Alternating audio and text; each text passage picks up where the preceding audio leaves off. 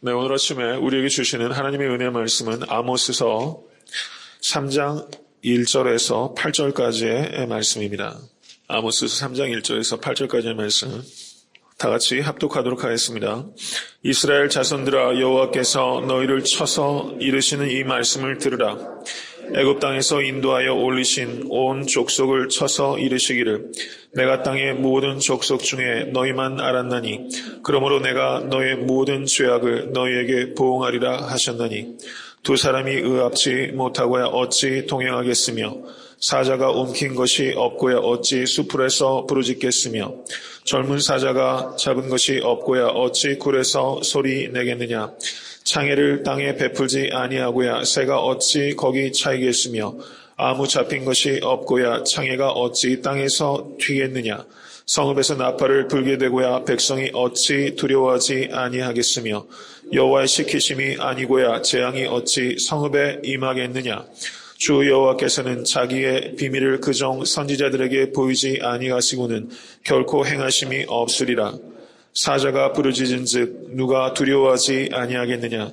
주 여호와께서 말씀하신즉 누가 예언하지 아니하겠느냐. 아멘. 하나님의 말씀입니다. 네, 오늘 본문 말씀을 해서 이 아모스서가 이제 또 새로운 부분으로 진입하게 됩니다. 3장에서부터 5장까지는 하나의 어떤 그 유닛을 이루고 있어요. 의미 단위를 이루고 있습니다. 성경을 읽으실 때 이 큰 흐름이 어떻게 진행되고 있는지를 그 유의해서 읽는 게 매우 중요하다라고 생각합니다. 물론 성경 말씀은 우리가 지력으로 이해할 수 없어요. 성령께서 우리에게 감화 감동을 주시는 만큼 우리는 깨닫게 됩니다. 그래서 세상 학문은 우리가 연구를 통해서 알게 되지만 성경 말씀의 진리는 성령께서 진리의 빛으로 조명해 주실 때 우리가 깨닫게 되는 거예요. 그래서 성경을 읽을 때 우리에게 은혜가 필요한 겁니다. 우리가 성경을 읽으실 때 모쪼록 주 은혜가 성도님들께 충만하여서 은혜로 성경을 읽으실 수 있게 간절히 바랍니다. 3장 1절 말씀을 보시면 이스라엘 자손들아, 여호와께서 너희를 쳐서 이르시는 이 말씀을 들으라. 이 말씀이 참 기묘한 말씀인 것 같아요. 잘 듣지 못하기 때문에 하나님께서 치시는 거예요. 때때로 우리를 때리시는 것은, 우리를 치시는 것은 우리가 듣도록 하기 위한 이 하나님, 천부 하나님의 마음이 거기에 있는 것이다. 이것을 우리가 깊이 생각하세요. 그래서 환난이 올 때도 그것을 기쁨으로 받으실 수 있는 성도 되실 수 있게 간절히 바랍니다. 하나님의 사랑과 하나님의 심판은 항상 같이 오는 거예요. 여기 보시면 이 4장 1절 말씀을 보십시오. 사마리아 산에 거하는 바산 암소들아, 이 말을 들으라. 여기에서도 이 말을 들으라 라고 말씀합니다. 5장 1절을 보셔도 이스라엘 족속아, 내가 너희에게 대하여 애가로 지은 이 말을 들으라 라고 말씀하고 있습니다. 3장과 4장과 5장은 각각 1절에 이 말을 들으라 라는 말씀으로 기록되고 있어요. 그것이 5장까지의, 그렇기 때문에 3장부터 5장을 한 유닛으로 묶을 수 있다는 거예요. 이것을 meaning unit, 의미 단위라고 합니다. 그래서 의미 단위가 어떻게 구성되는지 성경에서 볼 때 큰 단락단락을 나누는 것이 중요한 거예요. 국어에서도 문단 나누기를 하지 않습니까? 성경을 읽으실 때로 그렇게 큰 흐름을 항상 살피셔야 됩니다. 하나님의 말씀을 듣고 계십니까?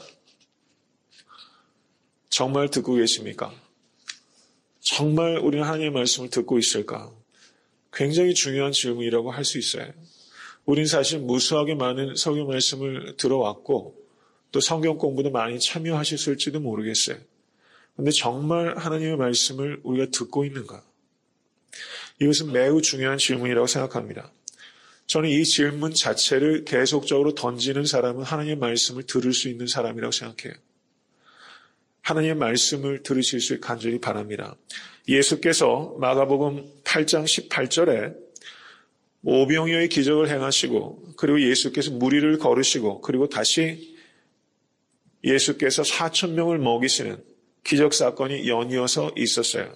그런데 제자들이 깨닫지를 못합니다. 그래서 예수님께서 마가복음 8장 18절에 너희가 눈이 있어도 보지 못하며 귀가 있어도 듣지 못하느냐 또 기억지 못하느냐 라고 예수님께서 책망하셨어요. 여러분, 이런 책망 듣는 성도가 돼서는 안 되는 것입니다. 눈이 있어도 보지 못하고 귀가 있어도 듣지 못하는 사람들이 너무 많아요. 모쪼록 우리의 눈이 열리고 귀가 열려서 하나님의 선하시고 기뻐하신 뜻이 무엇인지를 분별할 수 있게 되기를 간절히 축원합니다.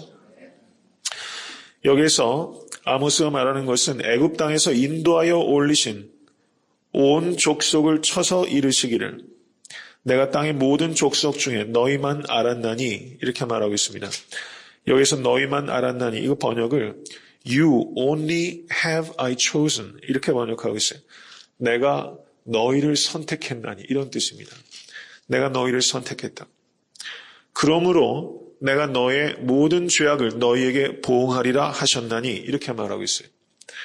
이게 논리적으로 한번 보십시오. 내가 모든 족속 중에서 너희만 선택했다. 그러므로 너희 모든 죄악을 너희에게 보응하리라. 너희의 죄악을 따라서 너희에게 보응한다는 얘기는 repay 한다는 뜻입니다. 되갚아주겠다. 이렇게 말씀하셨어요.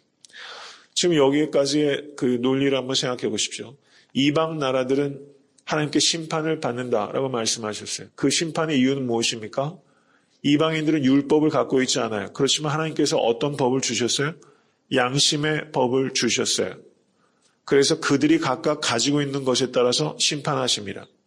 하나님은 가지고 있는 것, 없는 것 가지고 심판하는 것이 아니라 그들이 각각 가지고 있는 것에 따라 심판하세요. 그래서 이방인들은 양심의 법을 가지고 있어요. 이방인들도 살인하지 말아야 된다는 것을 양심의 법으로 알아요. 간음하지 말아야 된다는 것을 양심의 법으로 알아요. 그 양심의 법에 따라서 이방인들을 심판하셨어요. 그리고 유대인들은 하나님께서 선택하신 백성이에요. 그런데 유대인들이 그 선택받았다는 것이 유대인 된 것이 유대인들이 이런 생각을 한 겁니다. 유대인들은 이스라엘 사람이면 무조건 구원을 얻는다. 이렇게 생각을 한 거예요. 그렇지 않다는 거예요.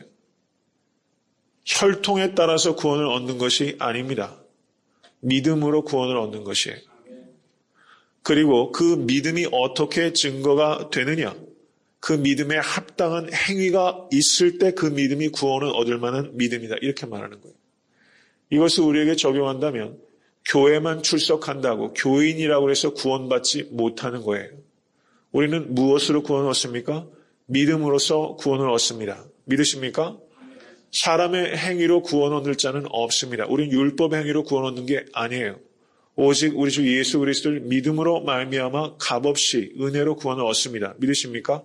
이것이 복음의 핵심이에요. 그런데 그 믿음이 참된 믿음이냐 아니냐가 어떻게 증거가 되느냐? 그 행위로서 증거가 된다라고 성경이 말하고 있는 거예요.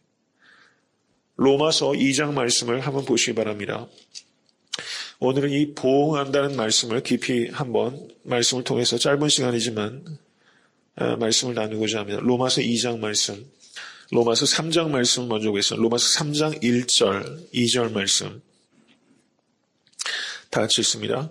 그런즉 유대인의 나음이 무엇이며 할례의 유익이 무엇이뇨 범사에 많으니 첫째가 저희가 하나님의 말씀을 맡았음이니라 이렇게 말하고 있어요. 상당히 깊은 말씀입니다. 유대인들이 지금 바울에게 대하여 이 복음에 대하여 불만을 갖는 것은 사도 바울께서 말씀하시는 복음의 진리는 유대인이나 이방인이나 공의 구원을 얻는 길은 오직 한 길이다. 예수 그리스도를 믿음으로 말미암아 구원을 얻는 것이다. 라고 말씀했어요. 그럼 유대인은 질문하는 거예요. 그러면 유대인 됐다는 게 무슨 나은 게 뭐가 있습니까? 유대인이 갖고 있는 특권이 도대체 뭡니까? 우리가 선택받았다는 게 도대체 무슨 의미가 있습니까? 이방인들보다 더 나은 게 무엇입니까? 이런 생각을 하는 거죠. 구원은 동일하게 구원을 얻는 것이다라는 게 복음의 진리예요. 그랬더니 사도 바울이 말하는 게 이런 것입니다. 할례의 유익이 무엇이냐? 유대인들은 그렇게 질문하는 거예요. 유대인들은 어떻게 구원을 얻는다 생각합니까? 할례를 통해서 몸에 흔적을 가짐으로 말미암아 언약 백성이 되는 것이고 그러면 자동적으로 구원을 얻는다라고 생각한 거예요. 그런데 사도 바울이 뭐라고 말합니까? 할례나 무할례나 소용이 없대 라고 말하면서 오직 사랑으로 역사하는 믿음만이 있다라고 말씀하면서 육체의 할례가 아니라 마음의 할례를 받아라 라고 가르치고 있는 거예요. 그랬더니 사도 바울에게 유대인들이 예상할 수 있는 질문이 그거예요. 그러면 할례를 도대체 왜 받습니까? 유익이 무엇입니까? 이렇게 질문하고 있는 겁니다. 우리가 아모스서의 말씀으로 다시 돌아가자면 이방인들도 심판을 받고 그럼 택함 받은 유대인도 심판을 받으면 유대인 됐다는 게 도대체 무슨 의미가 있습니까? 이런 질문이라고 할 수 있는 거죠. 여기에서 사도 바울이 대답하는 것이 이것입니다. 범사에 많으니 범사에 나음이 많다는 것입니다. 첫째는 무엇인가? 하나님의 말씀을 맡았다라는 거예요. 하나님의 말씀을 맡았다. 이것을 구약시대로 말씀을 하자면 율법을 맡았다는 것이 나은 것이다 라고 말하는 거예요. 그게 특권이에요. 그런데 율법을 맡았다고 해서 기계적으로 구원을 얻는 것이 아니라는 거예요. 그 율법을 지켜야지만 구원을 얻어요. 이방인들도 양심의 법을 지키면 구원을 얻어요. 그런데 양심의 법을 다 지킬 수 없어요. 그래서 저들이 구원을 받지 못하는 것입니다. 그래서 유대인이나 이방인이나 이방인들도 양심의 법을 다 지킬 수 없고 유대인들도 율법을 다 지킬 수 없어요. 그렇기 때문에 우리는 누가 필요합니까? 우리는 다 죄인이에요. 의인은 없나니 하나도 없어요. 그래서 예수 그리스도가 필요한 것이다. 하나님의 진노로부터 구원을 받기 위해서는 오직 예수 그리스도 한 길밖에는 없는 것이다. 이것이 사도 바울의 결론이라는 것입니다. 우리가 택함을 받았다는 것이 우리가 하나님의 말씀을 안다는 것은 여러분 유대인이 됐다는 것은 하나님의 택함을 받은 거예요. 그런데 그 택함을 받았다는 것은 책임이 그만큼 크다라는 것을 의미한다는 것입니다. 특권적인 책임이 있다라는 것을 말씀하는 거예요. 하나님께서 그 행위대로 보응하셨다고 말씀합니다. 오늘 이 내용은 사실상 복음의 핵심을 다 가리키는 거기 때문에 제 짧은 시간 동안에 모든 국면을 다 설명할 수 없어요. 한 가지만 정확하게 말씀을 드리고 오늘 말씀을 맺고자 합니다. 로마서 2장 5절 말씀을 보시기 바랍니다. 2장 6절 말씀, 2장 6절에서 10절까지의 말씀 다 같이 합독하겠습니다. 하나님께서 각 사람에게 그 행한 대로 보응하시되 참고 선을 행하여 영광과 존귀와 썩지 아니함을 구하는 자에게는 영생으로 하시고 오직 당을 지어 진리를 쫓지 아니하고 불의를 쫓는 자에게는 노와 분으로 하시리라. 악을 행하는 각 사람의 영에게 환난과 공고가 있으리니 첫째는 유대인에게요 또한 헬라인에게며 선을 행하는 각 사람에게는 영광과 존귀와 평강이 있으리니 첫째는 유대인에게요 또한 헬라인에게라. 이는 하나님께서 외모로 사람을 취하지 아니하심이라. 무릇 율법 없이 범죄한 자는 또한 율법 없이 망하고 무릇 율법이 있고 범죄한 자는 율법으로 말미암아 심판을 받으리라. 아멘. 이 말씀의 뜻은 이것입니다. 하나님께서 외모로 사람을 취하지 않는다는 것은 여기에서 1차적인 뜻은 그거예요. 유대인들의 외모는 율법을 가지고 있다는 것입니다. 이방인들의 외모는 율법을 가지고 있지 않다는 거예요. 하나님께서는 율법을 가지고 있다고 그것 자체만으로 유대인들을 구원하는 게 아니라는 거예요. 그럼 무엇입니까? 선한 일을 행해야 된다고 말씀하는 거예요. 그럼 여기에서 중요한 문제가 발생하는 거죠. 그러면 행위로 구원을 얻습니까? 믿음으로 구원을 얻습니까? 이런 문제가 또 발생하게 된다는 거예요. 2장 6절 말씀을 잘 보십시오. 하나님께서 각 사람에게 그 행한 대로 보응하시되 라고 말씀하셨어요. 이 말씀은 마치 사람이 행위로 구원을 얻는다라고 말씀하는 것처럼 들릴 수가 있어요. 그럼 여기에서 매우 중요한 질문이 하나 나오는 거예요. 그러면 믿음과 행위는 어떠한 관계가 있느냐 하는 거예요. 이게 중요한 문제라는 것입니다. 성경을 보시면 하나님께서 그 행위대로 보응하신다는 말씀이 구약 성경에도 무수하게 많고요.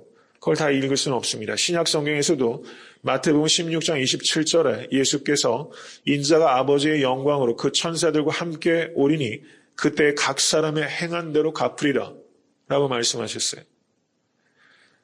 그리고 계시록 2장 23절을 보셔도 또 내가 사망으로 그의 자녀를 죽이리니 모든 교회가 나는 사람의 뜻과 마음을 살피는 자인 줄 알지라 내가 너희 각 사람의 행위대로 갚아주리라 라고 말씀하셨어요. 여러분 무서운 말씀 아닙니까? 그 행위대로 하나님께서 갚아주신다고 말씀하신 거예요.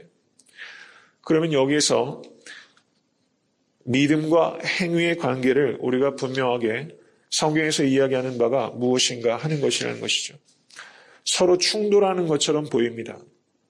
믿음으로 구원을 얻는가, 행위로 구원을 얻는가, 믿음과 행위의 관계는 도대체 무엇인가 하는 것입니다. 예수께서 마태복음 7장 16절 17절에 이렇게 말씀합니다. 그의 열매로 그들을 알지니 가시나무에서 포도를 또는 엉겅퀴에서 무화과를 따겠느냐. 이와 같이 좋은 나무마다 아름다운 열매를 맺고 못된 나무가 나쁜 열매를 맺나니 라고 말씀하고 있어요. 이 말씀의 뜻은 참된 믿음을 가지고 있는 사람은 선한 행위의 열매를 맺을 수밖에 없다라고 말씀하는 거예요. 행위대로 보응한다라는 뜻은 그런 뜻입니다. 그 뜻은 행위로 구원을 얻는다는 뜻이 아니라 선한 행위가 그 사람의 믿음이 참되다는 것을 증명한다는 거예요. 그렇기 때문에 선한 행위가 없으면 곧 그 뜻은 믿음이 없다는 뜻이에요. 그러므로 행위대로 보응한다는 그 뜻은 오직 의인은 믿음으로 말미암아 살리라라는 말씀과 하나도 충돌이 되지 않는 거예요. 우리의 믿음의 진정성은 어떻게 증명이 되는가? 그 사람이 선한 행위가 나타나는가 그렇지 않은가에서 나타나는 거예요. 그러면 선한 행위가 무엇입니까? 선한 행위라는 것은 회개까지도 포함하는 거예요. 인간이 중생했음에도 불구하고 우리는 죄를 짓습니다. 죄를 짓지 않는다고 죄가 없다고 말하는 것은 거짓말하는 것이다 라고 요한일서에서 말씀하셨어요. 우리가 선한 행위를 한다는 뜻은 우리가 퍼펙트하다는 뜻이 아니에요. 우리의 삶 속에 선한 행위를 향해서 그리스도의 장성한 분량까지 자라는 거룩한 삶의 여정이 우리 가운데 있다는 거예요. 선한 행위를 하려는 마음이 있어요. 그리고 우리의 연약함과 어리석음 때문에 악을 행할 때가 있어요. 그럴 때 진실하게 회개하는 것도 선한 행위에 속하는 거예요. 믿으십니까? 그래서 성령 안에서 선한 행위를 하려고 하고 그런 열매가 있고 거기에서 실수와 실패가 있을 때 진실하게 회개하는 것을 선한 행위라고 하는 거예요. 그러한 모습이 있으면 그 사람의 믿음은 참된 것이기 때문에 구원을 얻는 것입니다. 믿으십니까? 여러분, 기독교인은 윤리적이어야 합니다. 그런데 교회 밖에서 그리스도인들보다 윤리적인 사람이 있어요. 그럼 그 사람들은 그 행위대로 구원을 얻습니까? 아니에요. 그 사람의 행위는 그저 윤리적인 거예요. 그 사람의 행위는 믿음의 증거로서 나타난 것이 아닙니다. 그렇기 때문에 구원받지 못해요. 우리는 일관되게 예수 그리스도를 믿음으로 말미암아서만 구원을 얻습니다. 그리고 이 믿음은 어떻게 증거가 되느냐? 선한 행위로서 증명이 되는 것입니다. 믿으십니까? 좋은 나무에서 좋은 열매가 맺는 것처럼 참된 믿음은 반드시 선한 행위로 증명이 되는 것입니다. 그래서 여기에서 선한 행위는 제가 누차 강조하지만 perfect life가 아니라 changed life예요. 변화된 삶이 선한 행위예요. 정말 중생했음에도 불구하고 삶의 변화가 하나도 없다. 이건 있을 수 없어요. 이건 모순이에요. 예수를 믿음에도 불구하고 10년 전이나 20년이나 나의 삶 속에 아무런 선한 행위의 열매가 없다. 성경은요, 중생하지 못했다라고 말하고 있는 거예요. 중생하지 못했다라고 말하고 있어요. 반드시 삶의 변화가 있습니다. 인격의 변화가 있어요. 만약에 그런 변화가 하나도 없다면 예수께서 왜 십자가에 달려 돌아가신 겁니까? 우리는 오직 믿음으로 말미암아 구원을 얻습니다. 예수께서 그것을 위해서 십자가에 달리셨어요. 그 예수를 진정으로 인격적으로 만난 사람은 반드시 그 삶의 changed life, 변화된 삶이 나타나요. 삶의 목적이 변하고 삶의 방법이 변할 수밖에 없어요. 여러분에게 이런 선한 열매가 풍성히 맺으실 수 있게 되길 주님으로 간절히 축원합니다. 요점을 정확하게 정리합니다. 선한 행위는 공로가 아닙니다. 우리가 선한 행위를 가지고 예수 그리스도 앞에서 우리가 그걸 가지고 딜하는 게 아니에요. 내가 이런 행위를 했기 때문에 구원을 주십시오 라고 요구할 수 있는 게 아니라는 것입니다. 우리는 이 선한 행위가, 여러분 예수님을 주와 그리스도로 믿으십니까? 여러분의 삶 속에 선한 행위가 온전하지 못해도 그런 선한 행위가 있습니까? 그런 추구가 있으세요? 그렇다면 그 선한 행위는 merit, 공로가 아니라 이미 구원받은 백성이라는 것을 증거하는 거예요. 믿으십니까? 그래서 선한 행위는 조금 어렵게 들리실 수 있지만 이렇게 정리하는 게 가장 선명해요. 선한 행위는 merit, 공로가 아니라 선한 행위는 구원받은 백성이라는 것을 증명하는 마크예요. 믿으세요? 예수님을 주와 그리스도로 정말 믿었다는 표지가 바로 선한 행위를 통해서 나타나는 거예요. 여러분께서 입술로 예수님을 주와 그리스도로 고백하세요. 이 자리에 계신 분은 다 고백하세요. 그런데 입술로 고백하는 여러분, 이 고백의 의미가 그저 이게 피지컬리 입으로 고백하는 게 아닙니다. 정말 컨페스하는데 그 컨페스의 진정성은 뭘로 드러나느냐? 그 사람의 선한 행위를 통해서 드러나는 거예요. 여러분의 그런 고백이 있고 그리고 그런 삶이 있다면 여러분 구원 받으신 거예요. 믿으십니까? 이게 성경의 말씀이에요.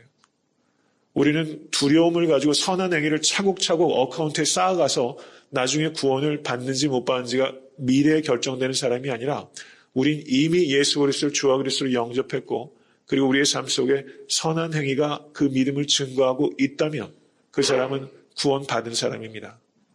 서로 그 과정을 통해서 우리는 죄를 짓고 때로는 심각한 죄를 지을 때도 있어요. 그런데 우리가 죄를 짓기 때문에 구원에서 떨어져 나가지는 않아요. 죄를 지으면 그것을 진실한 마음으로 통회하고 자복하면 그 사람은 구원받은 백성이에요. 우리는 행위 때문에 구원받은 것도 아니고 우리가 우리의 행위로 우리의 구원을 안전하게 하는 것이 아닙니다. 우리는 오직 은혜로 구원을 받았고 오직 은혜로 거룩해지는 삶을 살아가는 거예요. 여러분, 우리에게 반드시 필요한 확신은 구원의 확신입니다. 여러분, 이 확신을 가지면 우리가 세상에서 여러 가지 험한 질고와 어려움들이 닥쳐도 우리는 그걸 이겨낼 수가 있어요. 여러분, 우리는 구원받은 백성입니다. 믿으십니까? 이것보다 큰 기쁨과 위안이 어디 있어요? 오늘 하루 살아가시면서 그것을 기억하시는 여러분과 제가 될 수 있게 되기 주님의 이름으로 간절히 축원합니다.